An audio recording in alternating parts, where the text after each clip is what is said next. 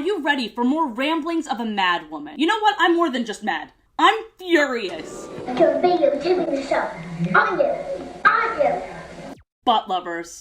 Welcome to the Athena P YouTube channel, where all the worst videos live. What you're watching is part of the lore series where we explore shows and commercials that one time that no one else is brave enough to. That's right, I watch preschool shows and point out just how odd the world is. From Special Agent Oso to Martha Speaks to Wow Wow Wubsy to Word World and many, many, many more. This series is for the purpose of entertainment and for older audiences to take a trip down memory lane. So while we're talking about baby shows, this series is not meant for babies. No words will be said, and worse than that, this PBS Kids show discusses books, which is apparently very controversial nowadays. Perhaps I explore the world of kids shows because I'm sick of our own. Okay, enough of that. Today we're discussing Super Why, which aired on PBS Kids, as I said. It lasted for 3 seasons, totaling 103 episodes. And yes, I watched every single one. The show lasted from 2007 to 2016 and was created by Angela Santamero. Now, if you don't know who Angela Santamero is, let me just say, she is a legend. Angela Santamero did the thing, and the thing she did was co-create Blue's Clues, create Daniel Tiger's Neighborhood, and that plus creating Super Why, that is a fantastic resume. She was also the creator of Creative Galaxy, which let me know if you've seen. I've never seen it before, but I still want to throw it out there. Before we jump into the characters and format of the show, let's discuss the Lost pilot. This pilot was pitched to Nick Jr. in 1999. The main character was originally called Willie, and the visuals were very different because as opposed to the CGI animation that was used in the final product, it was actually claymation, which I think looks really charming, and I wish they did this for at least one episode. The pilot was also shown at the 2000 Annecy Film Festival, where it won Best Educational Short. Despite this, Nickelodeon never picked it up, and these stills are the only visuals we have from it. The pilot's audio, however, was found in the McMaster Library in 2021, and if you want to hear the full thing, please watch the following YouTube video from the channel Super Why Pilot. It gives thorough commentary as well if you want to read through it. I think it's very fascinating, and for more on the actual search, I highly recommend El Supersonic Q's video. I love looking through lost media YouTubers, and I genuinely didn't know the Super Why pilot was a thing. Who knows, maybe after I post this more will be found. Now for the Unlost series. The only thing lost here is me, because I swear to God the show is so much trippier than you remember. Each episode opens with a live action shot of these kids presumably in purgatory because they're doing the same shit every time, and throughout these 9 years it's just this clip. Pan to bookshelf, and holy shit, there's our main character, Short King. To me, he's like a wingless fairy. That's just what I think. He's a jump scare, and he's only the size of my hand.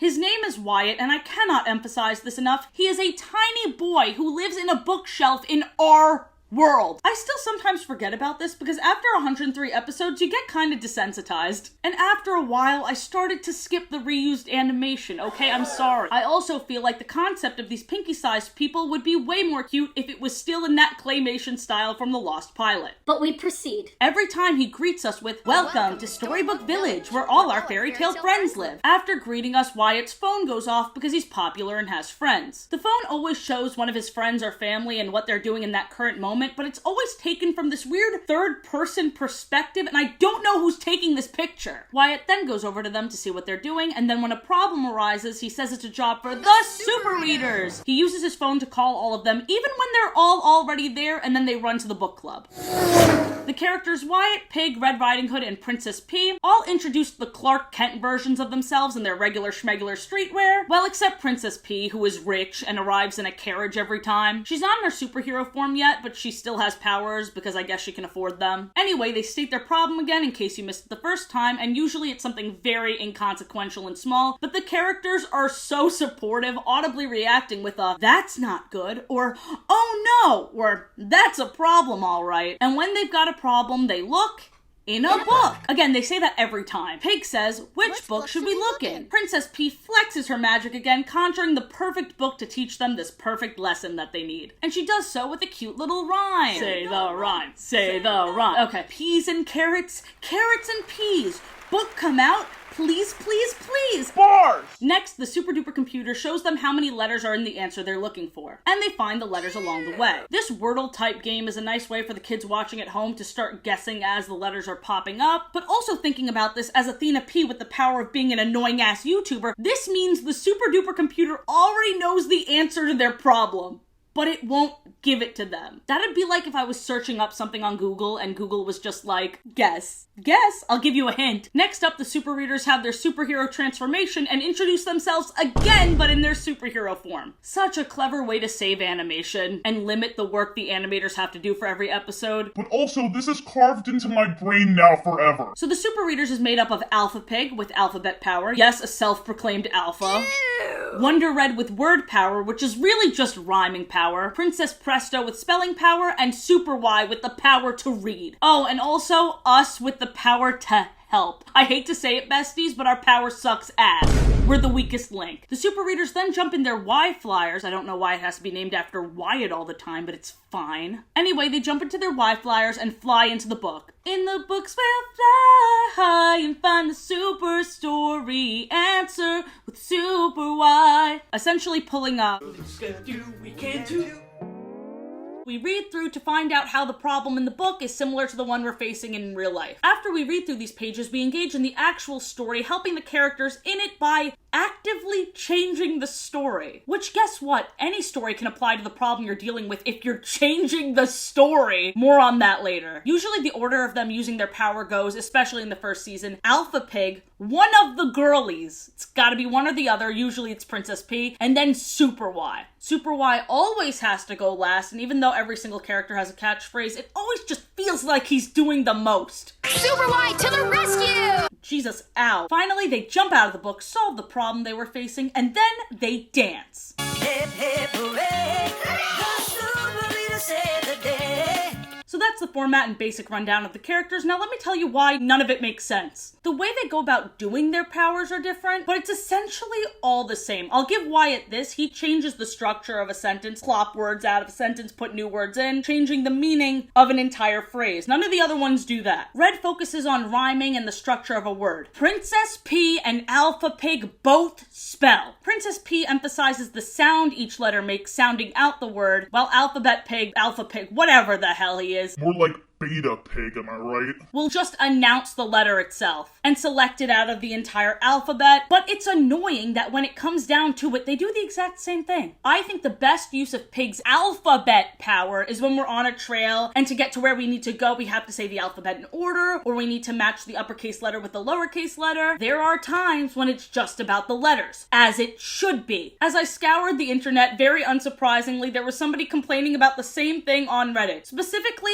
on the Daniel Tiger conspiracy subreddit. And what I love about this thread is that some people can completely brush aside the power complaint thing, but then they'll go on to comment a brand new qualm, ignoring what OP said entirely, turning this thread into essentially a Super Y vent forum, which is exactly what I'm doing now. God, I love the internet. It's truly a magical place. Speaking of magical places, Quickly, What the fuck was that? let's discuss how each of these characters are in Storybook Village. Red is the only one who is the main character of a fairy tale. Princess P is not the princess from Princess and the Pea. That is her mother, which means that canonically her mother named her after the P. Wyatt's older brother is Jack from Jack and the Beanstalk, which is why his full name is apparently Whyatt Beanstalk. I don't remember them ever saying that in the show. I just got that from the wiki. Maybe it's fanon. And before you ask, no, their father is not the Beanstalk. These are Wyatt's parents, and in season 1, episode 6, we find out that his father is an illustrator and his mother is an author.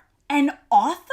Does this mean that some books are fully fictional? I thought all of them were biographical about the residents of Storybook Village. We'll get into it all. Now, Pig for a while was the most confusing case. The very first episode of the very first season was the Three Little Pigs, and Pig expressed no connection to the story. Usually when the kids have a family member involved, or when they themselves are involved, they'll announce it. For example, season 1, episode 4, when they jumped into Jack and the Beanstalk, Whyatt exclaimed, "It's my brother Jack's book!" And Princess P did the same thing in season 1, episode 15, Princess and the Pea. And just to drive the point home, season 1, episode 16, Little Red Riding Hood, Wonder Red said that it's her story. All of these instances makes Pig's indifference to the three little pigs even more strange. This mystery is made more confusing throughout the series, in moments like when Whyatt called Pig and his two older brothers the three little pigs in season 1, episode 13. But I started to put the pieces together when I was like, oh shit, Pig's papa is a construction worker and they live in a brick house that's next to a stick house and a hay house. So I assumed that Papa and the uncles were the OG three little pigs. And my suspicion was finally confirmed in season 1, episode 48, The Three Little Pigs: Return of the Wolf. In this episode, Pig exclaims, hey, that's my dad when he was little. Why'd he never say that in the first episode? Also, wait a damn second, those pigs are completely different than the ones we saw in season 1, episode 1. The three little pigs from the first episode are in a totally different style and are nowhere near as distinct as these three. Maybe they were younger, maybe those are other family members like the grandpas. Three Little Pigs is like a family name, a family lineage thing, and they're destined to have three brothers forever. I don't know how that works. But what this episode does prove is that these books are time capsules of sorts. I don't think they're traveling back in time. It's a totally different style. It's a recreation. It's confusing.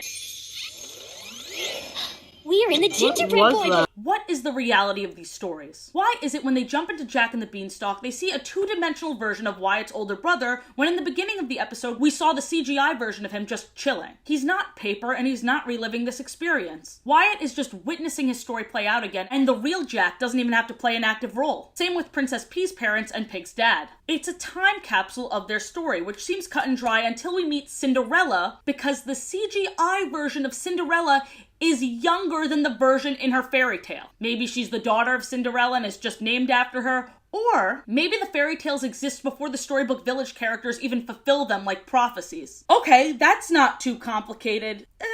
There's also a lot of episodes that follow up with these stories like sequels. For example, in season 1, episode 51, Muddled Up Fairy Tales, we see that many of the two-dimensional book people live in the same town, fairytale land, such as the Three Little Pigs, Goldilocks and the Three Bears, and Hansel and Gretel. These fairy tales know how their stories play out. This is the third time we've seen the wolf try and blow down the House of Styx. What's interesting about this is that means this story is constantly replaying. Is a younger version of Pig's dad stuck in purgatory, kind of like those human children in the beginning? My guess is that it's kind of like a Black Mirror consciousness situation. So maybe this two-dimensional version of Jack is one that they cloned, just meant to live out his glory over and over and over again. Case closed, right? No, not at all. In season 1, episode 60, The Big Game, these storybook characters aren't just replaying their stories on loop like they usually do. They're playing soccer. So okay, they're still clones, but they have more free will. That's it, right? No! Season 1, episode 58, The Story of the Tooth Fairy. Whyatt, in the book, tells the Tooth Fairy he wants to keep his tooth. The two-dimensional Tooth Fairy tells him to write a note to remind her. When the kids exit the book, we then see Whyatt sleeping at his house, and then we see a CGI version of the Tooth Fairy reading the note and saying, oh yeah, I remember Whyatt told me that. Aside from the fact that she can exist in these two dimensions, it's also crazy that she got a character design change, because when the kids travel into the books, they don't look two-dimensional. I'm running out of ideas. Can you come up with something now? I have to talk about how Whyatt bullies me. What did she say? Whyatt has a main character complex. I don't know if I just beef with every single main character, because guess what? I'm the real main character. But I don't know, this kid annoys me. Between him always having to save the day at the end, not once throughout these 103 episodes did anybody else save the day at the end. It always had to be him. Titular bitchular. But he also orders us around. Say your name. Read with me. Don't tell me what to do. And also a lot of the time when they skedaddle to the book club, it's terrible timing. It's so stressful when they go on an adventure, when an issue has to be dealt with now. Season 1, episode 19, Whyatt lost his lizard. Season 1, episode 8, Princess Pea's cat is stuck in a tree. And when they can't get her down, naturally they go on an adventure in a book and just leave the cat in the freaking tree. What if they come back and the cat's gone? Then what? Will they have to jump in another book? Like, why couldn't they at least animate an adult watching the cat until the kids got back? But let's go back to the Whyatt losing his lizard story. The super story answer that we get at the end of the episode is look for clues. But what's weird is as soon as they jumped into the story, Whyatt is the one that suggested they look for clues. Right off the bat. They didn't need to jump into the story for the answer. Whyatt already knew what to do. And I feel like this happens way more than he admits. In season 1, episode 51, Wyatt's problem was that when he visited all three of his friends, they were too busy to hang out with him. So he called the super readers, which are obviously those same three friends, to tell them about his problem that it seems like he just solved. Let me act out the situation. Boo-hoo. I'm so sad I can't hang out with my friends today. Let me force them to help me with this problem. There's no problem anymore. They're there with you. Shut up. Something to note, Whyatt is always the one to call these meetings. He sees his friend in trouble and decides for them that this is the best solution. And sometimes, guess what? It isn't. Season 1, episode 13, the problem is that Pig didn't pack for a picnic, so he's hungry as shit. Instead of getting this kid food, they forced him to read a book. The bossiness of Whyatt is unmatched. I'd be so hangry. Also, side note, the way he got his name is stupid. In season 3, episode 1, when it goes into their origin story, trust me, way more on that later, Whyatt says his name is Whyatt because he asks why a lot. I thought it was a coincidence. Because who on earth would name their kids this way? Yeah, my kid's first word was mom, so I named her Mom. It gets kind of confusing sometimes. Are you holding the step stool too? Okay. The strangest thing is when the show itself changes the fairy tales before the super readers even get the chance to. The strangest example was in season 1, episode 32. The lesson that Whyatt needs to learn is that lying is bad. What better fairy tale to learn this than with Pinocchio? It all makes sense, right? So why did they change Pinocchio into a human boy that lied about breaking a wooden puppet? Why? There have been a lot of bad interpretations of Pinocchio. Father, when can I leave to be on my own? But this Super Y version has to be the worst. Another weird change from the initial story was in season 1, episode 14, The Princess and the Frog. The whole Super Y version of the story is that the Princess and the Frog wanted to play different games, and they had to compromise. Which at that point, I don't even need to say it, that's a totally different story. But even weirder than that was the ending. When the prince turns from a frog back into a human, the princess exclaims that she liked him better as a frog, so Princess P turns the prince back into a frog. All the while in the background, he's looking terrified and being like, no, no, no, no. It was so unnecessary. They already taught the lesson of the episode at this point. I think that was for a goofy haha, but it was just strange. They cared enough about the characters to teach them how to take turns, but they didn't respect them enough to, not mess with their bodily autonomy? Season 1, episode 9, The Ugly Duckling. For whatever reason, the story was about the duckling learning how to swim. He wasn't appearance shamed once, and he didn't turn into a swan. To be fair, though, they did tell the actual Ugly Duckling story in the sequel, season 1, episode 55. This episode also ends with the super readers asking us at home what we want to be when we grow up, which makes me feel like shit. I hate these moments of self-awareness. All of a sudden, it makes what I do even weirder. Why'd he ask me that? I'm turning 25 next week. One more example, season 1, episode 13, Humpty Dumpty. When they started reading the story, it went, couldn't get Humpty Dumpty back down again. You're telling me there's a version of this egg story that doesn't end with carnage? I mean, I should have figured. The whole problem they're trying to solve is Pig's fear of heights. Why would they then be like, guess what? This egg wasn't afraid of heights. And then he died. Funny thing is, even in the Super Y version, at the very end, he did crack. They just slapped a band-aid on him. But we can all admit he fell apart as soon as they left the book, right? And if you can believe it, the Rumpelstiltskin episode included nothing about him stealing their firstborn. I wonder why. Let's talk about how overpowered they are in the books for a second. Remember when I said Princess P turned the frog prince back into a frog? This isn't the only time they transformed a character against their will. Season 1, episode 34, Red turns a fox into a box so the fox doesn't eat the gingerbread boy. She at least changed him back at the end. But the amount of power they have in these stories are limitless. In the PBS Kids show Word World that I've already talked about, every person, place, or thing is made up of letters. But in Super Y, it's somehow even more than that. They can summon things or even make things happen with the power of words. So they can make people, places, or things appear with words, kind of like in Word World, but they can also spell out verbs and adjectives. They changed the big bad wolf into the small kind wolf. Another moment that really stands out to me is in season 3, episode 12, when Red froze time. Also, every time they go underwater or in space in these stories, they never have to wear a helmet. I understand it's probably because their head is too big, but this proves to me that it's almost like VR for them. No consequences to their physical being, and they're basically treating it like a game, but I wonder how the tiny book beings feel about them essentially changing their reality for funsies. And don't even get me started on Whyatt making his own book that they jump into. No, I'll get into it. But first, let's talk about the differences from season to season. There's a lot more than you'd think. Season 2 introduces a brand new super reader. Whyatt meets Woofster at a dog fair, which is a fair to help dogs get adopted, and before Whyatt even decides to adopt Woofster, spoiler alert, Woofster joins Whyatt at the super readers meeting about helping Woofster get adopted. They jump into the book Woofster Finds a Home, so I guess these books really are prophecies. Anyway, Woofster has dictionary power, can talk when he jumps into books, and has the ability to fly. I was really ready to not vibe with him, but he killed it. sorry to say. He saved the day, for real. And explaining the meanings of different words is actually really distinct in comparison to the other powers, and adds even more educational value to the show. Also in this episode, there was a godlike voice coming from above, which has never happened before, and I'm scared. Also, while season 1 dabbled in telling original stories, season 2 and season 3 ran with that concept, almost completely scrapping the idea of jumping into fairy tale books, and almost always going into original stories. Season 2 also introduced the kids' school.